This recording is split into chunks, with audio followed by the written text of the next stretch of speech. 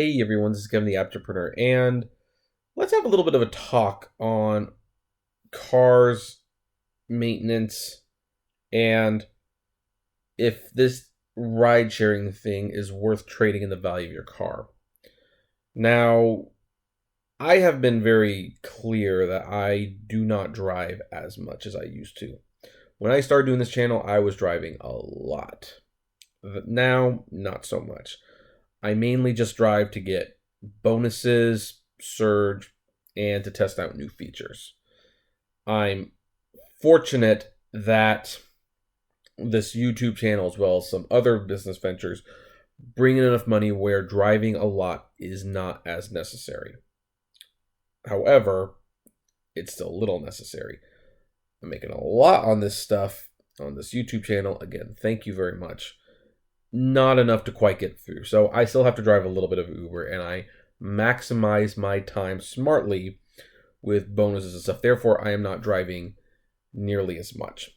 However, one thing that does not get discussed very often, even though it kind of does, is the car mileage. Yes, you do get a good deductible, but you're also putting depreciation on the car, and the value goes down. And the more miles you drive, the faster you're going to wear out your insurance or, the warranty that you might have gotten. Now, why am I talking about this? Well, I'm talking about this because I saw a video from Drive Girl Drive, and I'll link to it below.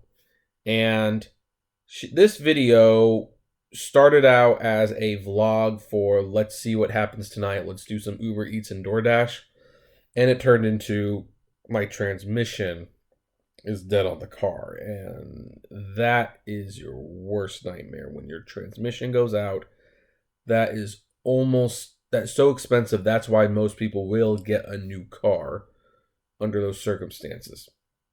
Here's the thing though, her car is not paid off. It's a 2014 Nissan.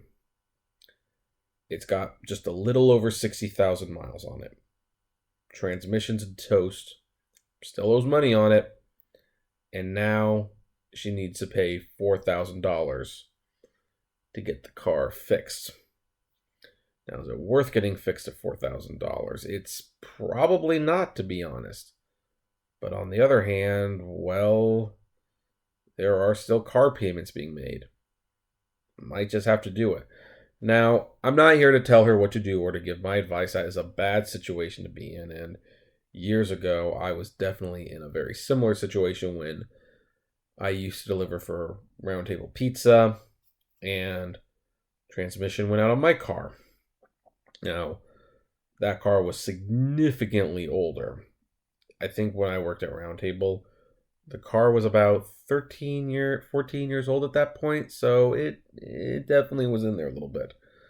But it kind of got me thinking about my car. My car is a 2010 Toyota.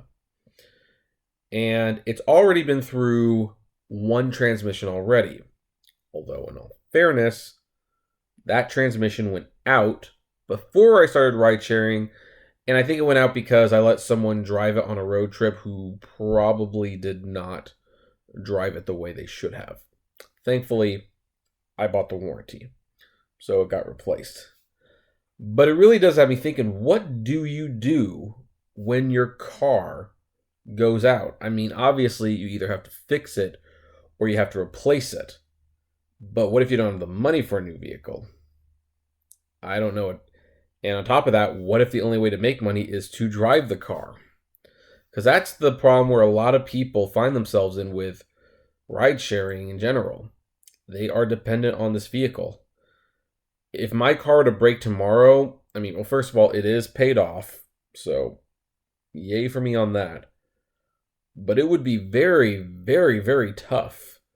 Super tough, in fact, to get a new car, and I'd be losing money still. And this is a situation a lot of people find themselves in. Here's the thing.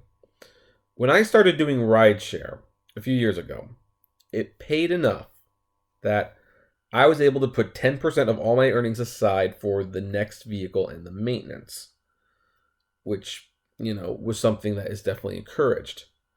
That was when I was making like $2.20 a mile, though. So, most days I'd come home, I'd make over $100 in a few hours. You put $15. You do that every day, $70 or more a week. Yeah, you could save for a new car while you were driving the old one. Yeah, your car was going to deplete a lot faster. It was going to go down in value, but you could save for the next car and maybe even trade in this car and get it. So, there was a system. But I don't do that anymore with the Uber earnings because I frankly just can't afford to. They're way too low. Now it's 73 cents a mile. And I find myself fortunate, truly, that I make money off YouTube videos. I make money off my writing. I don't make a lot of money off my books, but you know what? They're out there. If you buy a book from me, I'll get like $2 or something from it. Something crazy like that. I don't know. A little bit more if you buy it as an ebook. And I have some e-commerce stores, which sales are down, but they'll probably pick up in a couple weeks. I have options, but I'm still dependent on that car for most of what I do. And I have to admit, this video kind of scared me a little bit because it's like, yeah, if the car goes out, yeah, I could definitely get a new car. I can definitely take out a loan and get a car, and I can start to make the payments. And yet,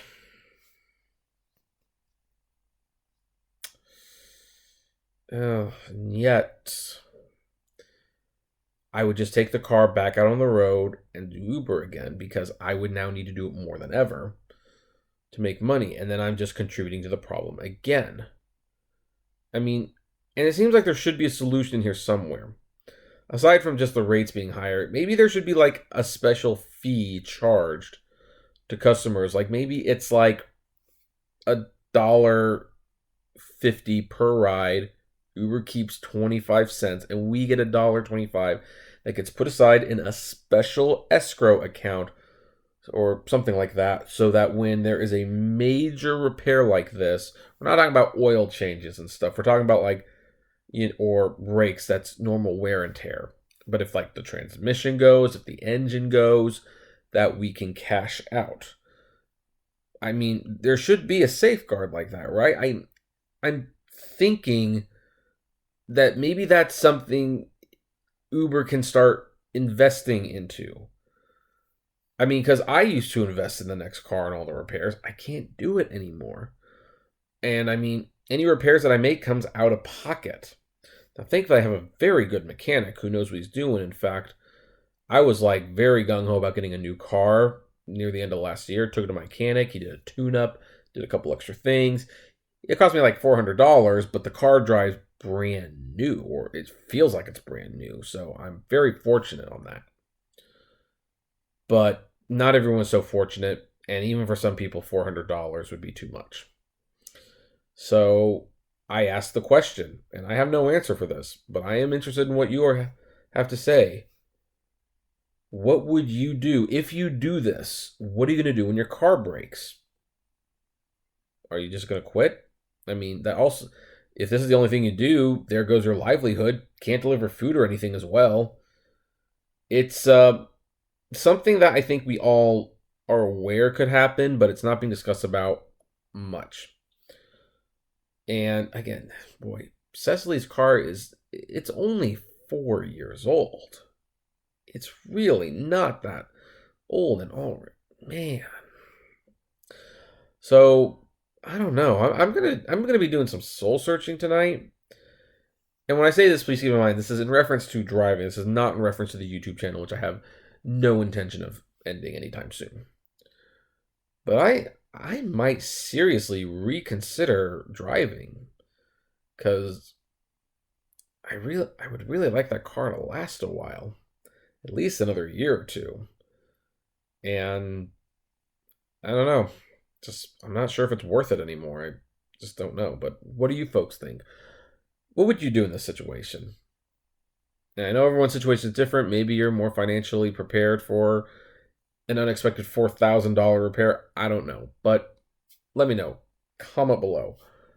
Like, favorite, share, subscribe. And I'll see you guys later, okay? Have a good one.